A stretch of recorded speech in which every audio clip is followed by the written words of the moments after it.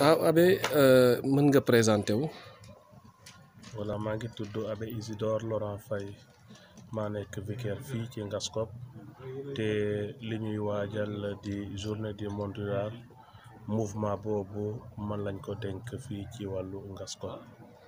tey ñu fekk leen ngeen nekk ci ay préparatifs ñun bëggoon nañoo xam lan mooy solos journée boobu.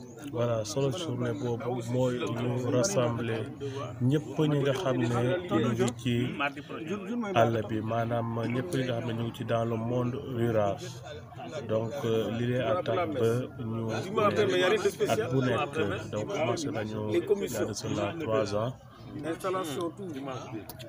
Commencé nañu il y a de cela 3 ans ngir chaque année ñu def journée du monde rural et ci li lee à tax ba ñëpp ñi nga xam ne ñu ngi ci dëkk yi nga xam ne bokkuñu ci réew tax maanaam ci àll bi ñu rassemblé wu te loolu yëpp ay mag la c'est parce que c'est les adultes ñoom ñooy ñëw fii nii ci suñu paroisse te ñun ñu fas yéene ko yóbbu fële ca Batal la ndax ñu itam jàngu boobu daaw lañ ko barkeel ndax ñu mën a jot itam ci barke yooyu yàlla di def di wasaare ci kaw ku nekk ci ñun na donc lii ñëpp ñi nga xam ne ñu bokk ci Ceesu Thiès maanaam ñi bokk ci région de Diourbel toute la région de Diourbel tout le département de Thiès ak tout le département de Tivaouane donc loolu la Ceesu Thiès englobé et une partie de la région de Fatick maanaam la paroisse de Ndiop Faral bu bokk ci commune Diakhao.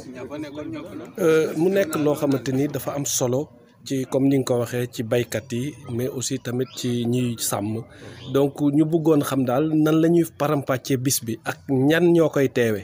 Voilà donc fi may tàmbali mooy jàngu bi ci liggéeyam xeebul kenn te ñi nga xam ne ñoom la askan bi gën a neewal doole ñooñu la jàngu bi di gën a jàppale li lay à tax ba chaque fois di béykat bi di nappakat bi di sàmmkat bi jàngu bi da koy gën a jege ngir mu gën ko dooleel ci li mu nekk ndax xeeb nit baaxul te jàngu bi lilee taxu koo jóg ñëpp la fi nekkal te lilee à tax ba journée boobu mu nekk lu ama am solo ci suñu dund dina tax ba ñoom ci seen wàllu bopp ñu gën a xamante mais dina tax itam ba ku nekk boo fi dikkee nga mën a xam sa morom maanaam ki nekk Ngaskop li muy def ka nekk Fandène lu muy def ki nekk Morolan li muy def ki nekk Sangué lu muy def donc li lay dina tax ba ñoom ñu gën a diisoo gën a jàppoo lënkaloo doon benn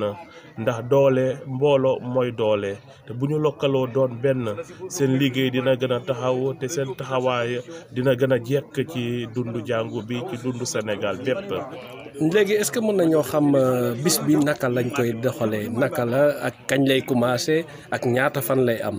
voilà bis bi normalement benn fan la te di le dimanche 16 février journée bi nii lay tàmbali daañu àggali gan yi donc ci wàllu 9h30 dañu def levée de couleur parce que ñun mooy ci ab réew la ñu bokk il est à tax ba ñu def levée de couleur ngir ñu gën a wone suñu appartenance ci Sénégal dégg même bu dee jàngu bi woote na fu ñu lu ñu bokk mooy Sénégal buñ fa jógee suñu baay monseigneur André Guèye dina fi dikk ngir mu jàng messe ba fële ca Batal ci wàllu 10 heures bu ñu paree ci messe bi dina am lu ñu tuddee exposition maanaam képp koo xam ne am na ay produits locaux ñu indi ko ñu exposé ko te ci wàllu jiw yi monseigneur dina ci ñaan mu barkel leen bu ñu paree ci loolu ñu dem ñu ñu añ bu ñu paree ci añ bi ñu nekk ci animation bi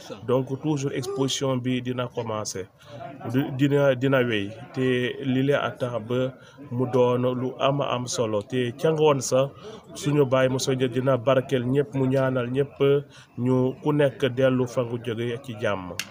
kon boo gisee exposition boobu jàpp naa ne kon mbir mi nekkul yëfu diine catholique rek parce que ay produits ñu koy génne pour mu gën a améliorer wu ñu gën a xam lan mooy lii ak lii yaakaar naa loolu yemul rek ci jàngu bi. déedéet yemul rek ci jàngu bi parce que ñu ci invité bari nañu trop Voilà, donc les autorités au niveau local, les autorités nga dañ jóge feneen ngir ñu fekkee loolu donc lii lee yemul ci jàngu bi kese donc diine yëpp invité nañ leen ci bés boobu donc keneen ko xam ne mu ngi ci Ngaskop wala ci beneen dëkk te mu am ay produits yoo xam ne da kaa bëgg a exposé mën na ñëw mu exposé ko ngir ñëpp te mën a gis moom li muy def ci lan lay yëngu ci wàllu koom-koom lu am solo la.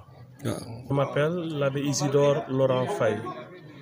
Je suis en mission ici à la paroisse Notre-Dame de l'Annonciation de Ngaskop, où je suis vicaire. Et là, comme charge qui me sont confiées, il y a celle du mouvement MAX, le mouvement des adultes catholiques ruraux. Donc c'est ce mouvement au niveau diocésain qui veut venir à Ngaskop pour célébrer la journée du monde rural.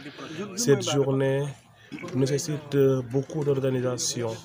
C'est pourquoi depuis belle lurette, nous sommes en plein dans les organisations, dans l'organisation afin qu'elle puisse être une réussite pour nous, oui, ici à Ngaskop, mais une réussite au niveau diocésain. Et de temps en temps, la deuxième fois que les membres du bureau viennent nous rencontrer, assister à nos rencontres de préparation. Et tout ça, c'est dans le but de synchroniser, dans le but de travailler ensemble, de faire route ensemble afin que tous se passe dans de bonnes conditions. Oui.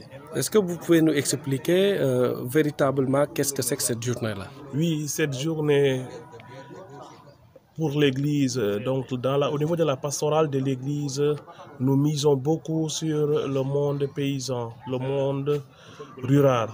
Donc c'est pour cela que nous tenons cette journée, afin que tous se sentent comme responsables, oui, mais tous se sentent aussi comme membres à part entière de l'Église. La pastorale de l'Église ne se limite pas seulement en ville, mais elle s'élargit partout. C'est pourquoi aussi, vous voyez des églises implantées un peu partout. C'est pour être plus proche de nos fidèles, pour être plus proche de nos populations. Parce que nous ne sommes pas envoyés seulement envers des catholiques, mais nous sommes envoyés envers toute la population, afin d'aider tout le monde à connaître Dieu, à l'aimer et à le servir, mais aussi à aider le prochain. Le prochain peut être un catholique, le prochain peut être un musulman, le prochain peut être un athée. Mais ce qui est important chez nous, c'est la personne humaine. Donc il y aura la présence de Monseigneur. Oui, notre Père évêque, lui qui est l'initiateur de cette journée du monde rural, sera bel et bien ici. Donc lui-même va présider la célébration eucharistique qui aura lieu le 16 février à Batal. Batal, c'est une desserte, un secteur de la paroisse Notre-Dame de l'Annonciation de Ngaskop. Maintenant, est-ce que vous pouvez nous expliquer en détail comment sera la journée?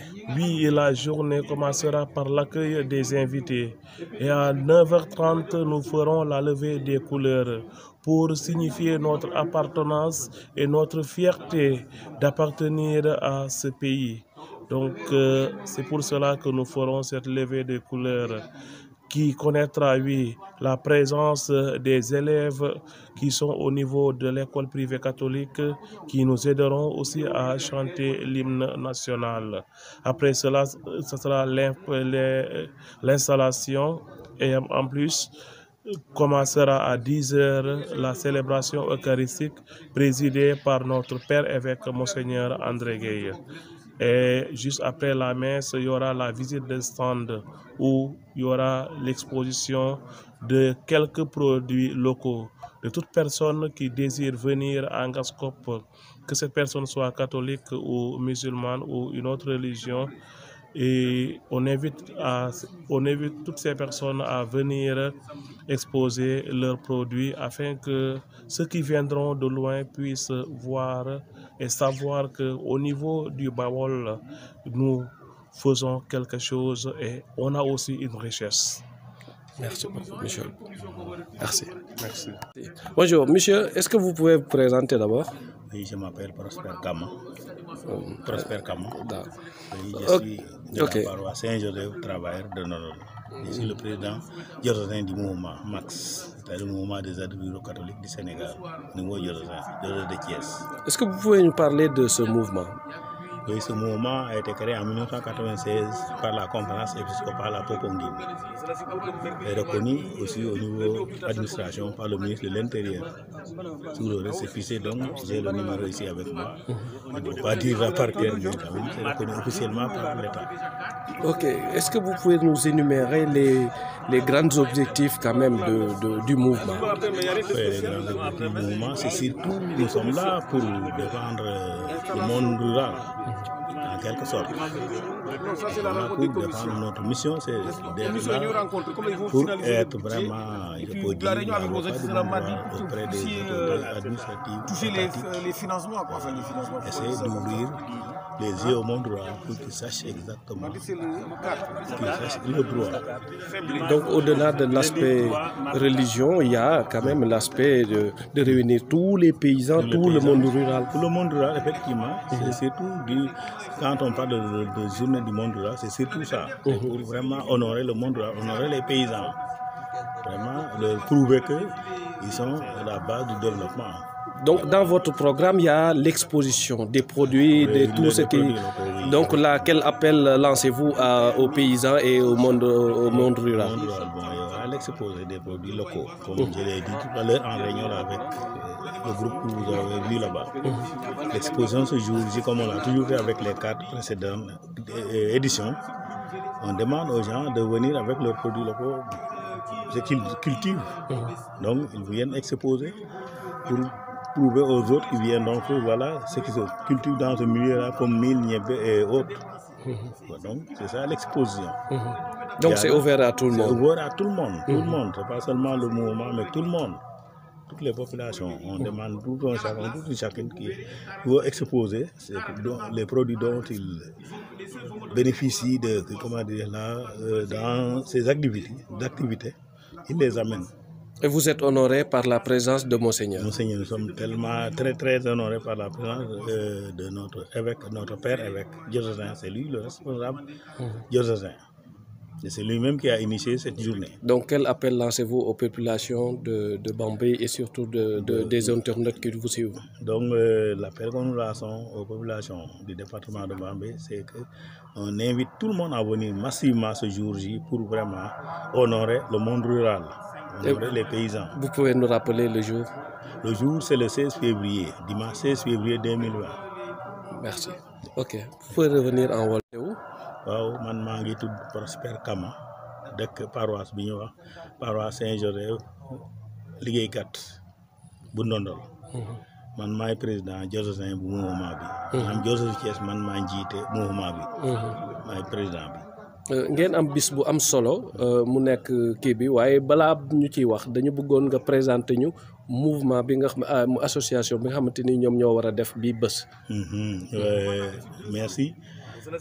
Mouvement bi ñi ko war a présenter ça c'est le mouvement MAX maanaam mbooloo magi béykati catholique yi ci Sénégal moom la ñuy wax MAX yi ci diocèse Thiès ñoo organisé ñoo booloo ndax taxawal bés boobu ngir sargal béykat.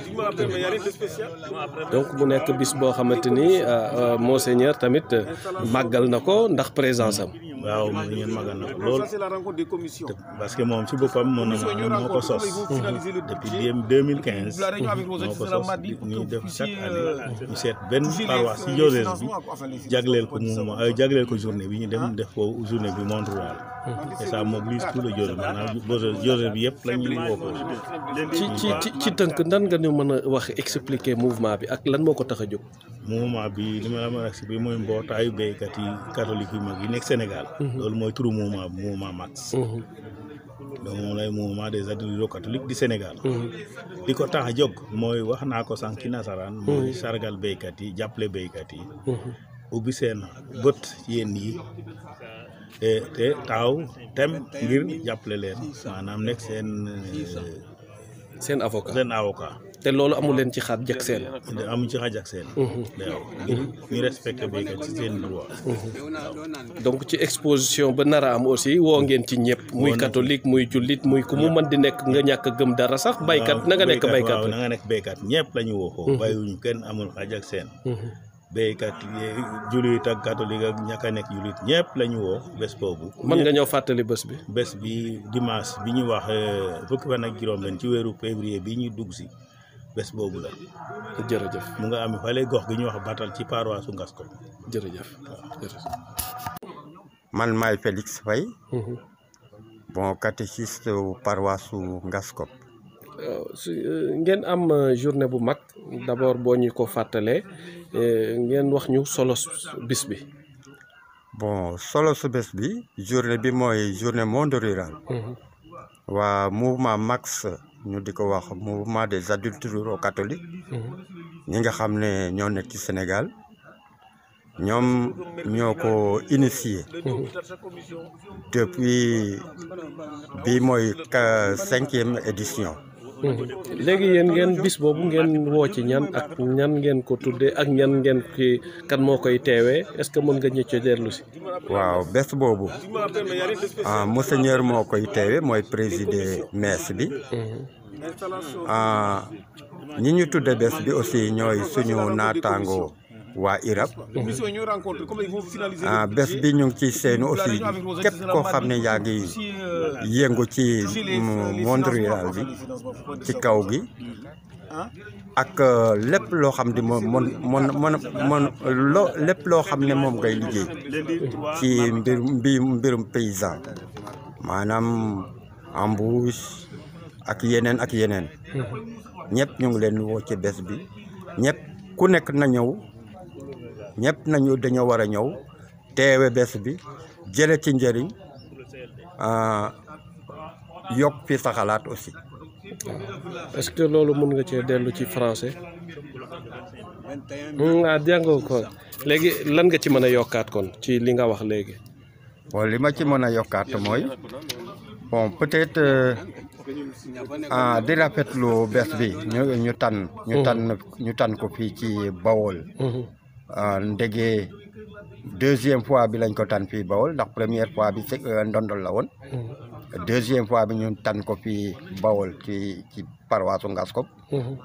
bon rafetlu ko rek te di woo ñëpp waa Bawol ku mën a teew nga teew ci bés bi ndax bésu béykat yi lañ bésu béykat yi la. donc au-delà de l'aspect kii bi affaire religion bi buñ nee béykat moom ñëpp a ci bokk. waaw suñu nee béykat ñëpp a ci bokk. chrétien ni ki musulman. ñun ñëpp ay béykat lañu. te aussi luy suqali affaire mbéy. luy suqali aussi développement lu jëmloo kanam béykat. defe naa ne waruñ cee xaar kenn. ku nekk war na cee jóg. dëgg la jërëjëf merci.